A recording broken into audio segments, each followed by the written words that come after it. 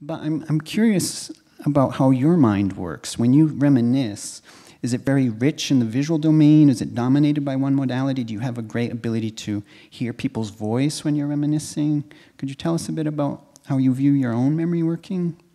Well, I use different kind of ways to sort of evoke what was happening, I suppose, and just whether it's trying to remember how it sounded first or not, but or how it looked. But I think that it maybe depends on what I'm trying to remember. Like if I'm trying to remember maybe a room, I would probably think of it in terms of sound, because that's how I imagine how big it is. And I was once hired by somebody to make their hotel lobby bigger through sound. And so, because when you come into a room, let's say a hotel lobby, you hear how big it is before you look up and see how big is this place. You hear, and so they thought that if it had some enhancement, it would feel like a bigger, more expensive place. So that's what I didn't take that job, but it's what. So I think that perception. Let's just forget memory for a second. Just perception of a place that you're in and which sense you're going to use. For me, depends on whether I'm trying to remember a person or a place or a thing or So that's fascinating, actually. So because that would never happen to me. So if I thought of a room, I have no auditory experience, and most of the people I speak to are more visual. So I wouldn't know. So would you remember with a room? You would think how would you? No, I would see it. I would abstract it. I'm pretty sure it has 4 walls and a ceiling, so it would be very abstract. So, for example, if I ask you if you have a bookshelf in your house, how many shelves it has, do you see that, and can you count those shelves? No, I don't count the shelves. I would see more like the way the light was falling on them, maybe. Wow. Or maybe, if it was a really specific thing, I would maybe use smell somehow. So you're very unique, I believe. I'm not sure. I don't think most people. No, you sound very multimodal, which explains. I'm very limited in the domain. So if I were to ask you to spell violin backwards, can you read it backwards? Can you see that in your mind, or do you hear it?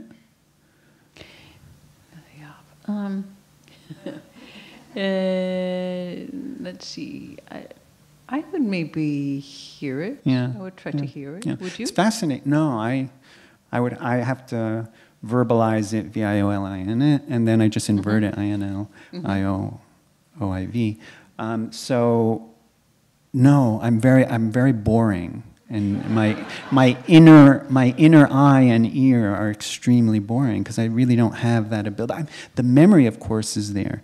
But so back to the shelf question, I would know, well, I have some junk on my bottom shelf, I have some good books on the second shelf, and I would just count it that. It's very factual. But this really... Is smell evocative to you? I'm sorry? Is smell evocative to you? Unfortunately not.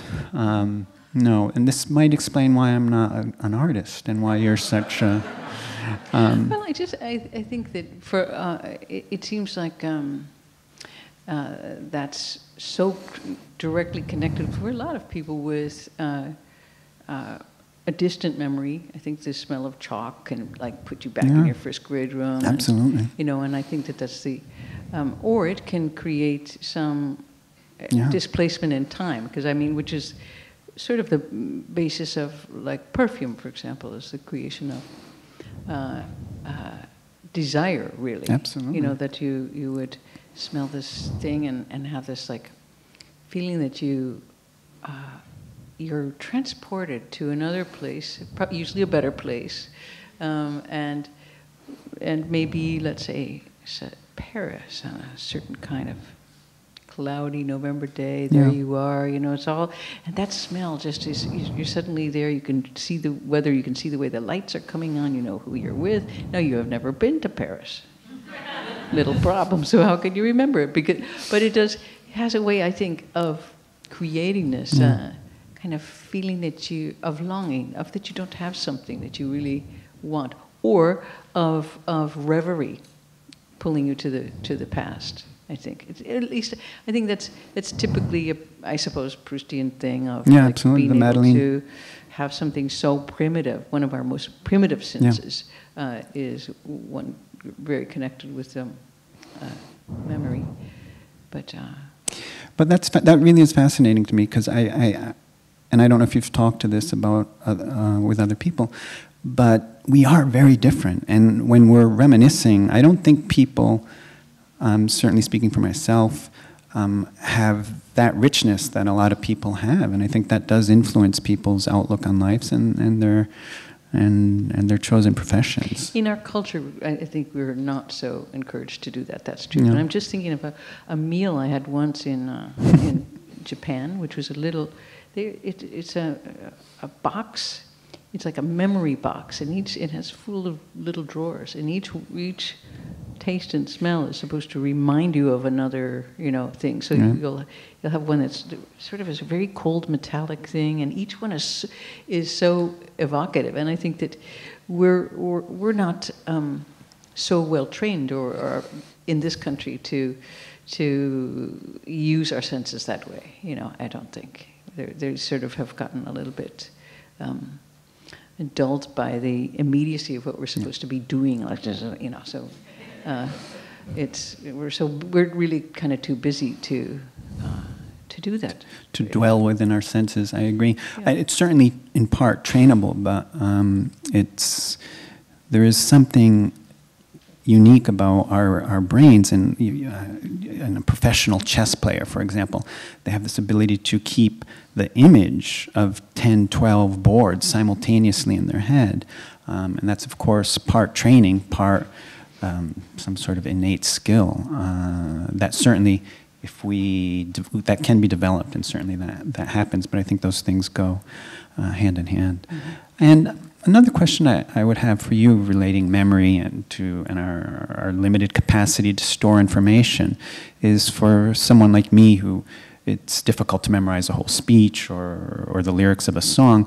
How do artists and musicians deal with that aspect of a performance? And is it easy to memorize all the lyrics of your writings or your songs? Is it something musicians work at? Is that something that is of incredible variability? I just have no idea how that goes. Well, speaking for myself, I have never memorized anything. Okay. I use small cards.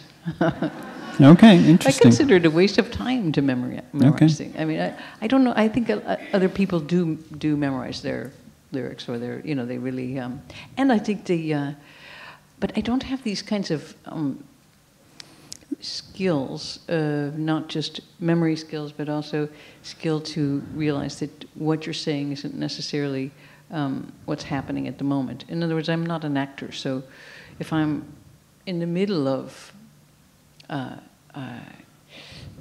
something, and some of the stories that I tell in let's say performances are kind of personal, and I stop in the middle of. Sometimes I'm in the middle of telling one. I'm like, why am I telling this to people I don't even know? What, I feel crazy? Yeah. And it really stops me in my tracks, because I don't have, as I said, the skills of an actor to go, it's just some lines that you've written. It doesn't, when you say I, it doesn't mean you, it means just I that can be anyone, a fictional I, and I think that what we call, our reality already is so kind of loosely shaped that when you use the word I, it always has kind of quotes around it in a way. Yeah. I mean, in the sense that, sometimes how I was talking about this with a friend a couple of days ago, and she was saying that we were talking about how we were in a restaurant, I guess, and she was saying how she felt that she was the only imposter there. you know, that everybody else had real lives and they were just reading real books and they had real places to go and real jobs and they weren't faking it at all. You know, and that she was the only one that was faking it and pretending that she was like a real person, you know. And we realized that that this feeling of being an imposter is part of what, you know, you think of it, what we call reality as well. So when you say fictional I, it's very tough. The only time I had a really hard time with that was when I was doing an audio book for the Dalai Lama's book on The Art of Happiness, I think it was called. And I had to read this long book, and every time I said it was I, the Dalai Lama. So it was like, I think it was a very, very fictional act.